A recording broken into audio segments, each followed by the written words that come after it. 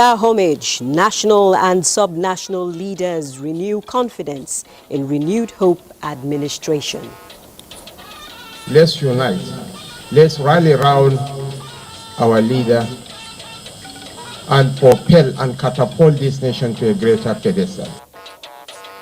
Protect our rights, consumers tell National Electricity Regulatory Commission over new tariff. The distribution company is supposed to provide meter. They are supposed to provide transformer. Let them bring report of utilization of OPEX. Plus, tributes pour in for late former Minister of Innovation, Science and Technology, Ogbonnaya Onu.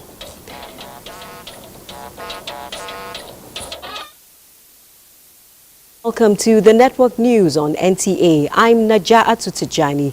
Reading with me tonight from Lagos is Hingino John Adams, while Benny Adams is here in our Abuja studios with business news. Remember that this broadcast is being streamed live on our YouTube channel, and you can watch the replay afterwards. Do follow us across all social media platforms for the latest. Nigeria, regarded as the giant of Africa, can be greater, but leaders across all levels of government must take up the responsibility of making the country the true leader of the black nations in the world.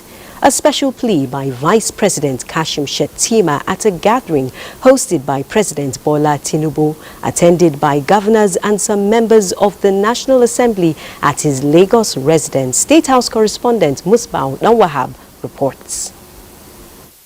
All roads from the state's capitals led to Lagos once again, with a convergence of national and sub-national leaders here. This perhaps is a testament to the popularity of President Bola Tinubu. For this assemblage, therefore, beyond the feast, appraisal of a state of affairs in the country was imminent, and none other describes the host better than his second-in-command, who says the man in charge is a leader with the right capacity and capabilities that Nigeria needs to manage its complexities at the moment. When there was doom and gloom enveloping this nation, when the nation was at the precipice, on the verge of an implosion, he stood for the nation. He sacrificed his life and resources for the enthronement of democracy in this country. And the gathering of 27 governors of different coloration in this chamber bears testimony to the fact that he's a unifying leader who has embraced all tendencies. And I have seen a Fulani governor eating pounded yam with stockfish. The governor, you know. And instead of looking for guinea corn, this notorious governor of Adamawa, a Margi man, he was eating rice. I was amazed. Vice President Shettima believes the greater Nigeria being desired requires purposeful leaders and unity amongst the citizens. Let's unite. Let's rally around our leader and propel and catapult this nation to a greater pedestal. 230 million black people, some of the most industrious black people on earth. So the future of the black man rests on our shoulders to make Oma. So I'm quite glad by the outpouring of emotion and support. The economy has turned the corner. By the grace of God, in the coming months and weeks, the economy will roar back to glory. And from the evaluation of leaders of a subnational, those hard policy decisions of a Nigerian leader are beginning to yield positive results, enumerated to include better naira value, distribution of palliatives, and other infrastructural projects. My colleagues are here to support you, and we also thank you for the support you've been giving the subnational. As we speak to you, trucks are rolling out across the nation, distributing grains to various states. I have received. Most of the states, in fact, have all received. And this With the news of what you're doing, those that are hoarding food items are already releasing them. That's part of the reason why these commodity prices are going down. Almighty Allah should protect you. Protect your vice president and protect your administration. Almighty Allah should protect all of us. Grant us the wherewithal to make Nigerians happier as we are making them. The president and his Muslim guest were earlier at the Dolphin Estate Mosque, Ikoyi, for Juma prayer. In Lagos, Musbah and Wahab, NTA News. The President of the Senate, Godswill Akpabio, is seeking continuous collaboration of his constituents with the federal government for effective delivery of dividends of democracy. The President of the Senate made this known while briefing his constituents on his journey so far. Evelyn Badu Ekpo reports. President Godswill Akpabio appreciates his constituents for standing by him and President Bola Ahmed Tinubu during and after the elections, emphasizing that as Senate President, he will bring succor to the state in collaboration with the President and the state governor. President Bola Ahmed Tinubu decided to assist all lawmakers at the federal level to touch the people at home. He assured the people of Akwa Ibom Northwest Senatorial District of his commitment to their welfare with the collaboration of the governor. As the senator is doing his own, the governor should also be doing his own.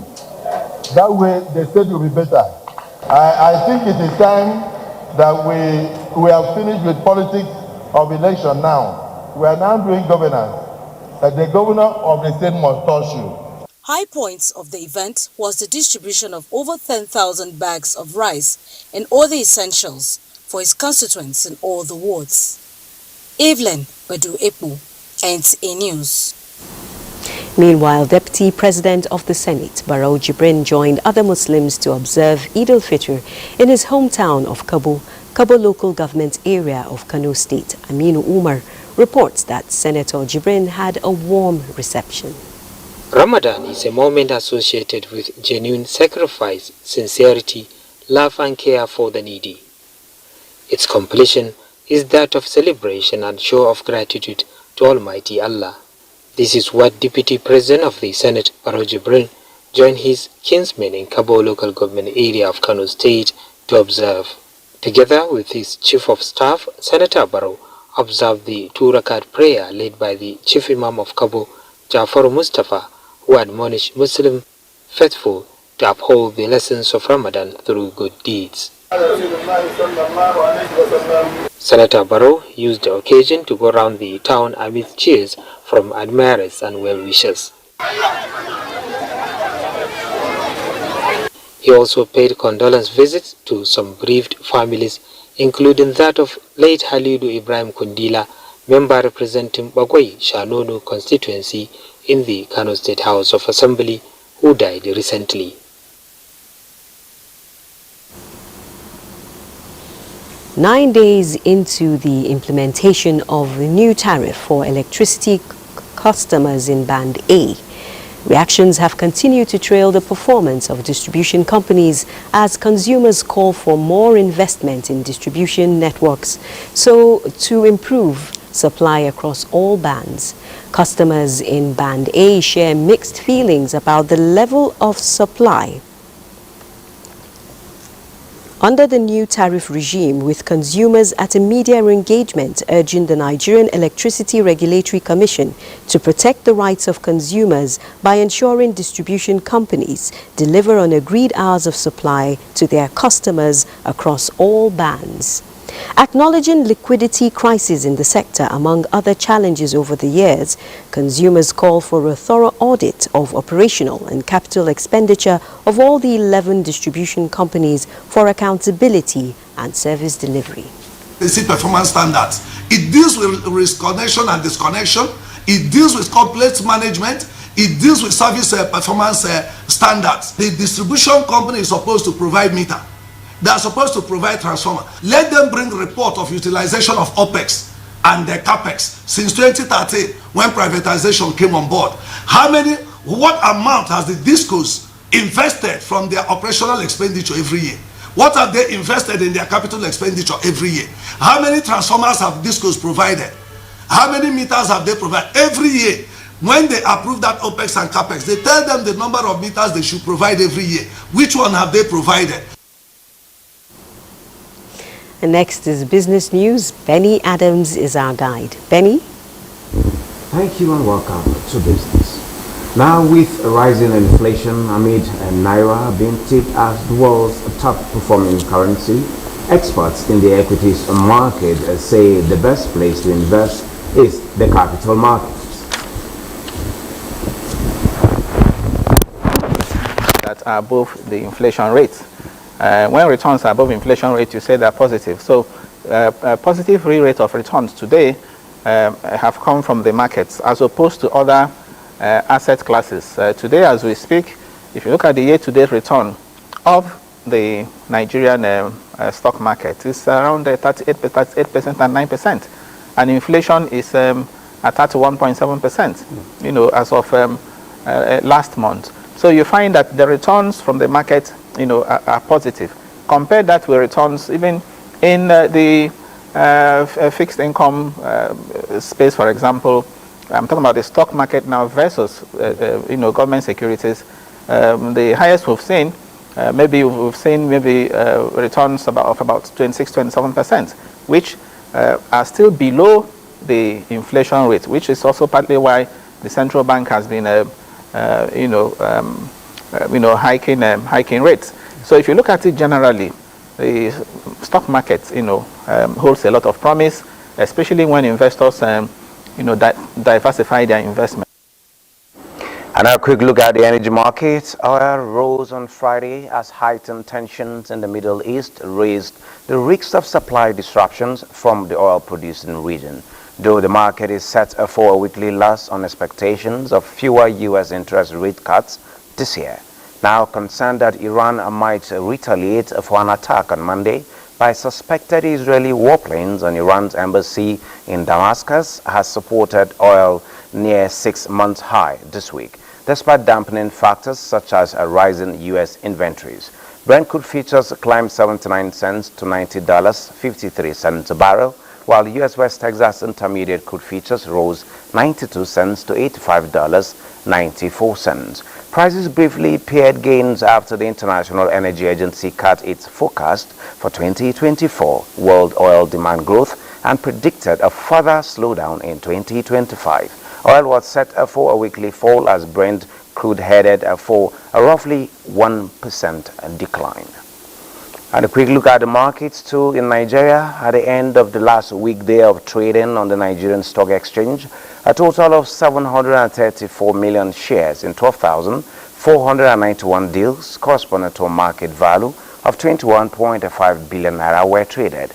Today's data shows 84% improvement in volume, 206% improvement in turnover, and 32% improvement in deals. And the current market capitalization is 57.9 trillion naira.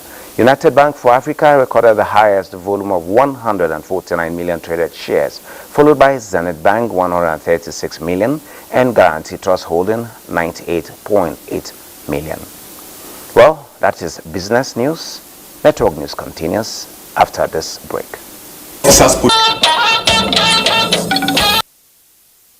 Health, they say, is wealth, and this is so because no meaningful development can be achieved by an ailing family, community or nation.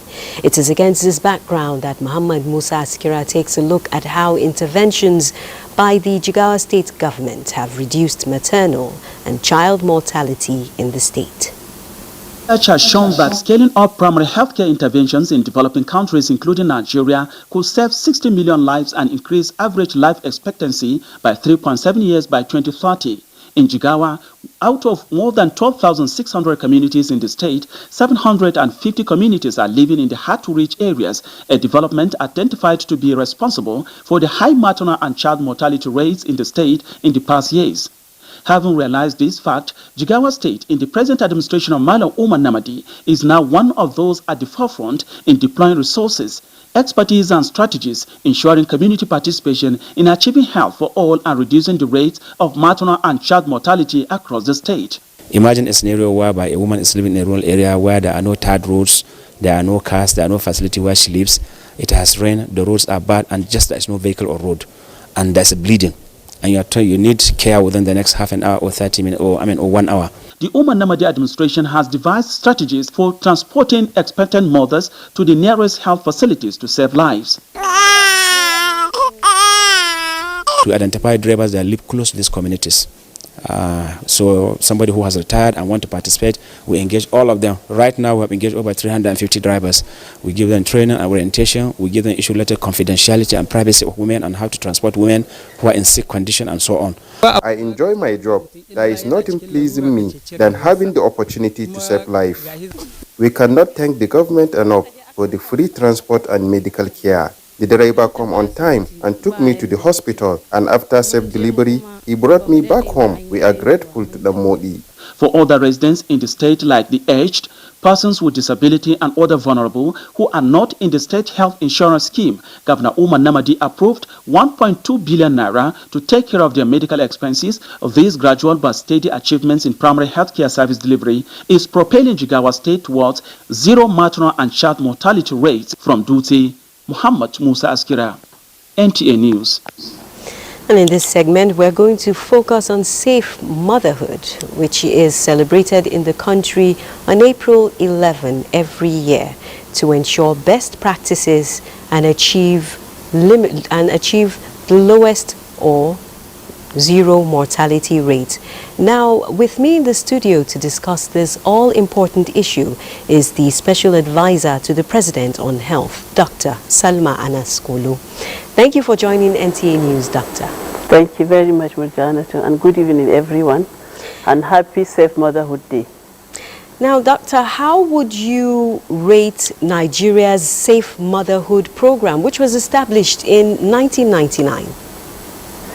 Well, I would say we are not yet there where we want to be in terms of reduction of maternal death. That is all deaths related to pregnancy, childbirth, and post-delivery. We still have a lot of room to improve on it. But I'm glad to mention that under the renewed hope agenda of health under President Bola Ahmed Tinubu, there is a renewed commitment and there is a renewed hope for Nigerian women, Nigerian families, to fast-track reduction of maternal death. There is high level of commitment. And how do we want to do it? We want to ensure that no one is left behind under the overall umbrella of universal health care coverage. Women should have access to maternal health services across board, from antenatal care services, delivery services, and postnatal services. In addition, also, women should have access to preventive intervention measures around sexual and transmitted diseases, as well as nutritional support for women to ensure that they are nutritionally balanced and also are in a healthy condition to engage in activities around pregnancy, childbirth, and post-delivery. So I would say that implementation of the program, if you look at the Renewed Hope agenda, the priority areas of President Bola Ahmed Tinubu, issues around maternal and child health, in summary, including all reproductive, sexual, reproductive, maternal, and child health, are prioritized and are supposed to be delivered using the platform of the primary health care, as well as all the levels of care, secondary and primary health care. But also, the most important is to ensure quality of healthcare services to be delivered to women. So there will also be an opportunity to ensure that even tertiary institutions contribute maximally to the reduction and also reduction of maternal death and also improvement of quality healthcare services through capacity building, mentorship program, as well as hands-on provision of services. So these are some of the measures that are in place. But most importantly, I must mention, we are working aggressively to step up capacities of health workers, not just in terms of capacities, but also quality and numbers of healthcare providers that will be made available at the primary healthcare level. But this is not just responsibility of the federal government, but it's a joint collective responsibility of subnational level. We've seen what is happening already in Jigawa State. So we are embarking on an advocacy activities with subnational governments so that they understand the magnitude of maternal death in each of their states, and also to make drastic efforts to rally around key stakeholders in the state, including community leaders, religious leaders, influential groups, and policymakers, to come together and see how they can quickly accelerate reduction of death associated with pregnancies, with the deliveries and postpartum, including also the health of children, especially children under 5 years. So these are some of the measures that we are embarking on at the moment. So is there a timeline? There's a lot of things here: capacity building and facilitation, working with partners as well as advocacy. Is there a timeline to achieving all this? Yes, there is definitely a timeline. So we've looked at it in terms of a short-term, medium-term, and a long-term plan, which all has to happen within the next 4 years by 2027. And for each group, there are responsibilities, and you are aware of the holistic approach to ensure that all partners work together. We've launched the RAMCA Multi-Stakeholder Coordination Platform about 2 years ago, which we are still stepping it up to ensure that there's a coordinated approach and harmonized approach towards delivery of maternal and child health services. And we have the same plan and then the same goal and objective at all the levels of our facilities to deliver healthcare services. So not only government or public sector facilities, but also rallying and also supporting and strengthening private sector facilities to ensure that they are well regulated and also providing quality services for women and children. Now, finally, Doctor, I want to dwell a bit on advocacy. Partners and government officials understand their role. What about the community members in terms of some of the traditions we've seen in the past that prevent maternal and infant mortality? The community have a very significant role to play, because if you look at the drivers, of maternal death, it has to do a lot with social determinants, which are socio-cultural norms and values of the people. So if you look at the major causes of maternal death, it's around maybe having the babies too early, and then too many children or at an older age, and they all have to do with social cultural norms. Decision, for instance, to transport a woman to a facility. It is a decision that has to be taken at the home level. Who decides that to happen? So it is all surrounded by socio-cultural norms. Transportation of women, these are some of the supply side. So community plays a very important role, and that is why we are working around advocacy to ensure that communities are well involved, community leaders are involved, and then they come up with homegrown solutions, because nobody wants to see that they lose a woman as a result of pregnancy or childbirth, or you lose a child. Nobody will be happy. There is no family that will be happy around that. So there are lots of gaps in terms of information. So we are aggressively providing that information awareness. And that is why the day is dedicated for safe motherhood, is to intensify action around health education, awareness creation on the issues of maternal health. How do women access services? Who are the promoters? Who are the champions within communities? Because we need to identify champions, promoters of maternal health within respective communities that will play that role and create that enabling environment that will support women and families to access quality healthcare services within their environment. So those are some of the few measures, and it requires really subnational levels to play a greater role in that. We have to understand our key mandate areas at the federal level. What are the key mandate areas? What are the key areas of focus also at the subnational level? I'm glad to mention that a lot has been done in the past, especially at the national level, in the areas of policy formulations, frameworks, and all the guidelines have been developed. But that cannot provide any change without operationalization, without dedication of resources and commitment at the subnational level. That is the only way we can achieve sustainable implementation of services and provision of services to women at that level, and also our families are well enlightened so that they play a key role as supporters and champions at a subnational level up to the local government level. Thank you very much, Doctor, for that insight. It's nice to know that efforts are being intensified to ensure safe motherhood and limit maternal and infant mortality. Thank you. Thank you, Doctor. I've been speaking with Dr. Salma Anas Kolo, the Special Advisor to the President on Health, on achieving maternal and infant health through best and safe practices. Still on health, Nigeria has taken delivery of laboratory supplies donated by the United States government. Uche Ugochukwu reports that the gesture is part of ongoing collaborations to assist Nigeria's emergency response to disease outbreaks. Nigeria, like many other countries, has been burdened with infectious diseases at several times, further straining the health system.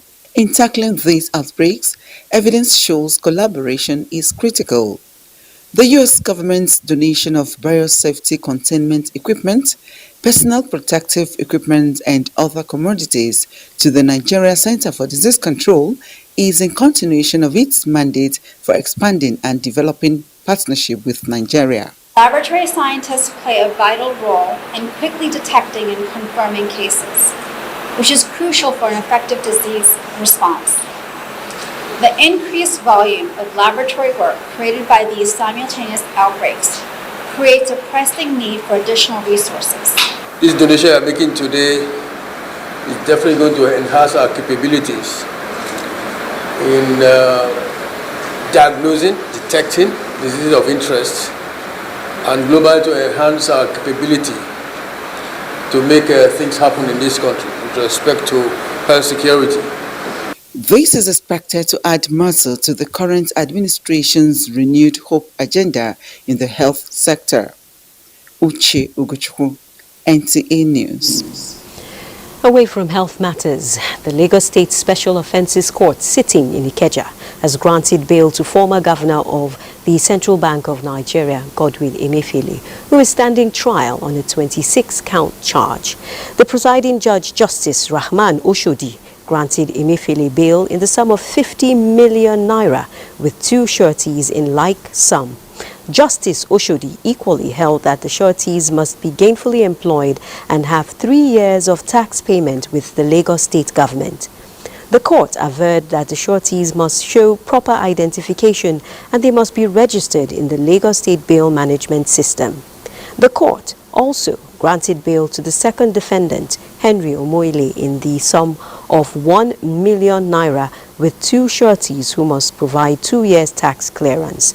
The Economic and Financial Crimes Commission last Monday arraigned Godwin Emefiele and one Henry Omoile before the court on a 26-count charge bordering on alleged abuse of office and irregular allocation of $4.5 billion and 2.8 billion naira.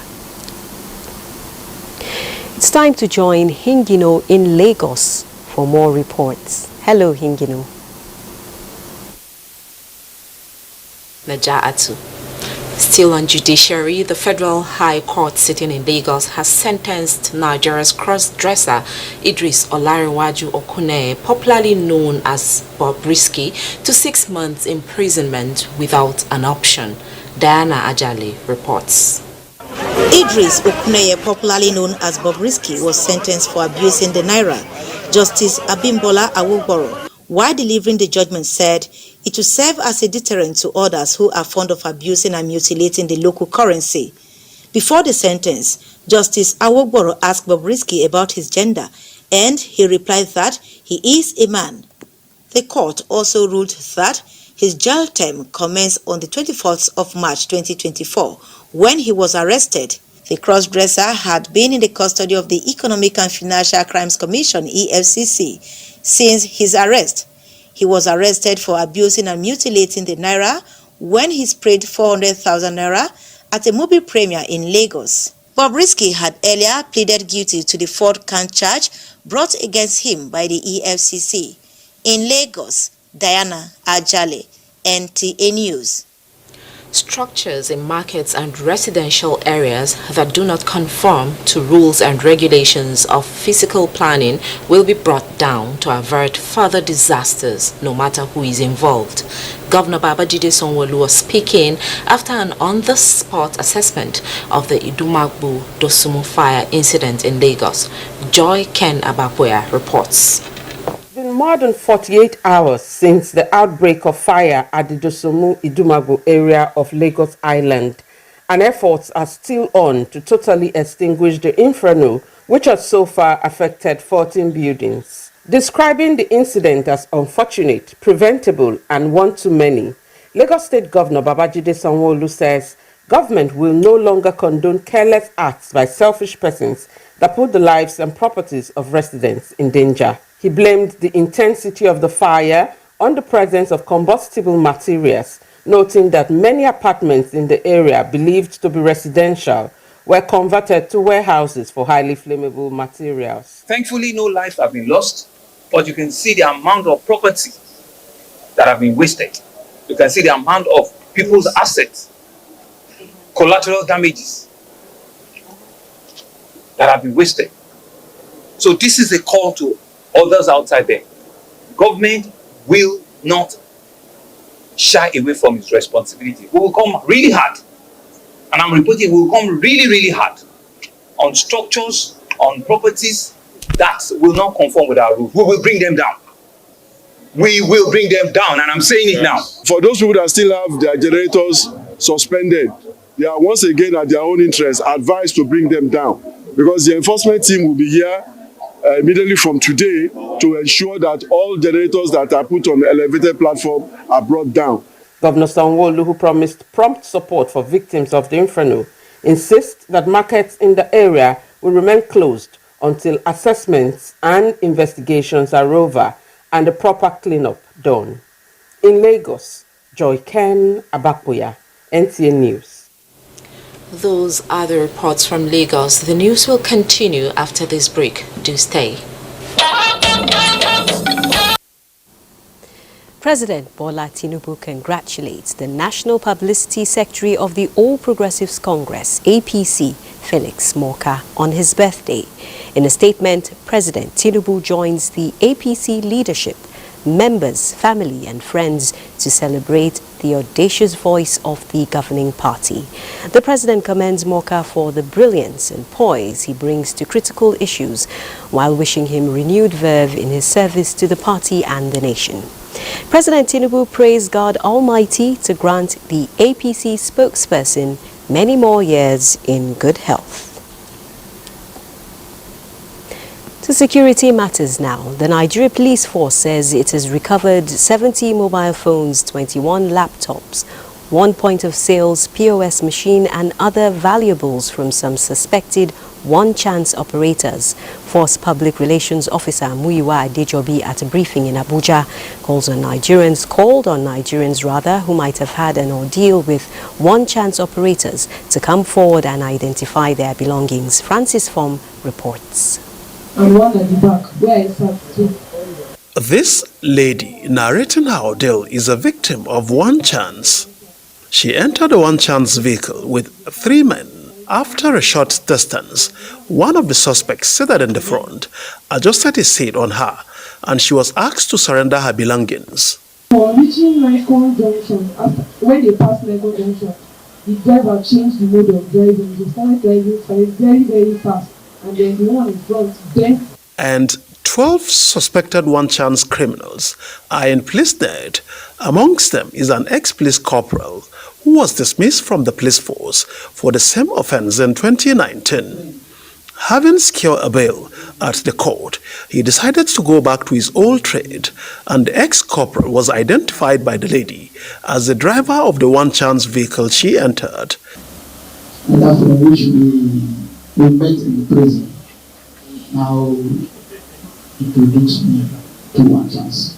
We'll continue in our effort to make sure we decimate activities of these criminal elements who are fond of causing pains, sorrows, and agonies to us in this country. We cannot do it alone. We need your support. The federal government is trying its best possible to make sure we bequeath a more secure environment. The force has also apprehended other suspects for various offences across the country, while assuring that all suspects will have a date in court at the end of investigation. Francis from NTA News. Nigerian military troops have rescued 133 hostages and arrested 36 oil smugglers in the south-south region of the country.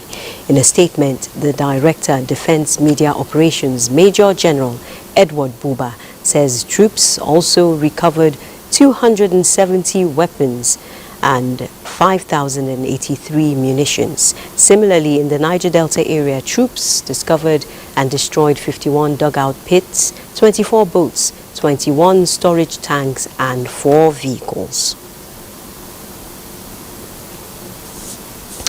Meanwhile, strategic partnership is believed to be a valuable tool which provides the resources and support needed to succeed in a highly competitive environment. This is the kind of partnership the Nasarawa State Government and the Nigerian Institute of Public Relations sealed when both parties met in Abuja. Hamman Jabani reports. Collaboration between the Nasarawa State Government and the Nigerian Institute of Public Relations does not just depend on this pleasantry, but hopeful it will pool resources and technology to achieve mutual success for the people of Nasarawa and the country at large. The strategic partnership will see to the hosting of Nigerian Public Relations Finishing Schools, a groundbreaking initiative for Africa that will represent a transformative professional and educational endeavor. It is also expected to provide the Nasarawa State Government with a team of strategic communication experts in delivering cutting-edge PR solutions to expedite the process of rebuilding trust and further enhance the reputation of Nasarawa State as an attractive destination for investors. I have no doubt that with the kinds of competencies you have around, and with the commitment that I see actually from you, that we are indeed, going to make the impact. But for Nasarawa State, I want to assure you that you have the partner that you are looking forward to. So I want to congratulate you for having that vision and that passion to give to Nasarawa something they will look up to, something that will inspire them, something that will motivate them to know that they have a state to build. And building that state is not you alone, it's a collective responsibility. The partnership saw the Nasarawa State Government providing land for the Institute for the Finishing School, and it is the beginning of better collaboration that will guarantee success, that will build brand awareness and profitable future for both parties. Hamman Jabani, NTA News. This is the Network News. Stay tuned for more news after some messages. Just in time for sports update with Gift George. The board of the Nigerian Football Federation has appointed former Under-17 World Cup winner Manu Garba as head coach of Nigeria's Under-17 boys, the Golden Eaglets. Manu Garba had in the same role led the Golden Eaglets to win the FIFA Under-17 World Cup for Nigeria in the United Arab Emirates in 2013, Nigeria's first triumph at that stage. Some of his World Cup conquering team includes Kelechi Iheanacho, Taiwo Awoniyi, Isaac Success, Musa Mohammed, Chidebere Wankale, and goalkeeper Dele Alampasu. The coach will now resume duty immediately and take charge of Nigeria's Golden Eaglets for next month's WAFU B Under-17 Championship taking place in Ghana. After qualifying for the Olympic Games in Paris after 16 years, the Nigerian Football Federation has concluded plans to organize 2 friendly matches for the Super Falcons to ensure they are adequately prepared for the Olympic Games. This is hidden to the call by the Super Falcons head coach Randy Waldrum, who advised the football body on the need for the international friendlies to ensure the team is well prepared ahead of the games in France. In the English Premier League clubs have unanimously agreed to the use of the semi-automated offside technology from next season. The decision to introduce the technology was agreed at the Premier League executive meeting Thursday. The new system will be used for the first time in the Premier League next season. The league body stated that the technology will provide quicker and consistent placement of the virtual offside line based on the optical player tracking. It noted that it will produce high-quality broadcast graphics to ensure an enhanced stadium and broadcast experience for supporters. And now condolences and tributes for the late Minister of Science and Technology, Dr. Ogbonnaya Onu. Vice President Kashim Shettima has expressed his heartfelt condolences on the passing of Dr. Ogbonnaya Onu, describing him as a true statesman and accomplished Nigerian leader. In a personally signed statement, Vice President Shettima acknowledges Dr. Onu's impact on the nation's political landscape, adding that as the Minister of Science and Technology, his dedication to nation building was evident in his focus on fostering scientific achievements and technological innovation, especially during the COVID-19 pandemic. The statement notes that beyond his political achievements, Dr. Onu was a man of integrity, wisdom and unwavering principles who will be forever remembered by the nation. The Vice President extends his deepest sympathies to the family during this difficult time, praying the Almighty to accept and grant his soul peaceful rest. Similarly, the Secretary to the Government of the Federation, Senator George Akume, on behalf of the Federal Executive Council, mourns the death of the former Minister of Science and Technology, Dr. Ogbonnaya Onu. Senator Akume says the late doctor was an epitome of a thoroughbred politician with impeccable integrity, whose unflinching support and loyalty contributed immensely to the evolution of the All Progressives Congress. The SGF commiserates with the government and people of Ebonyi State, his immediate family, and prays God Almighty grant the soul of the departed eternal repose. Meanwhile, President of the Senate, Godswill Akpabio, also sends his heartfelt condolences to the family of the former Minister of Science, Technology and Innovation Chief Ogbonnaya Onu.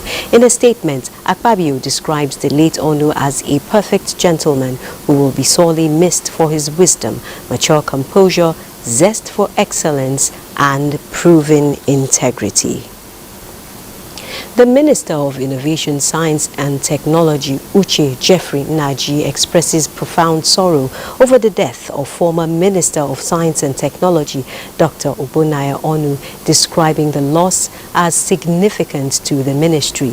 The minister commends Onu's visionary leadership and remarkable contributions which advanced the innovation, science and technology sector in Nigeria.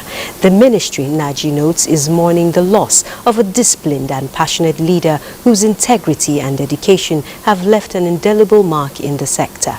The minister urges the family to take solace in the impactful and fulfilled life the late two-time Minister of Labour and Employment. The impact left by the former minister. Similarly, former two-time Minister of Labour and Employment and former Governor of Anambra State, Senator Chris Ngigi, expresses shock and deep grief over the demise of Dr. Ogbonnaya Onu.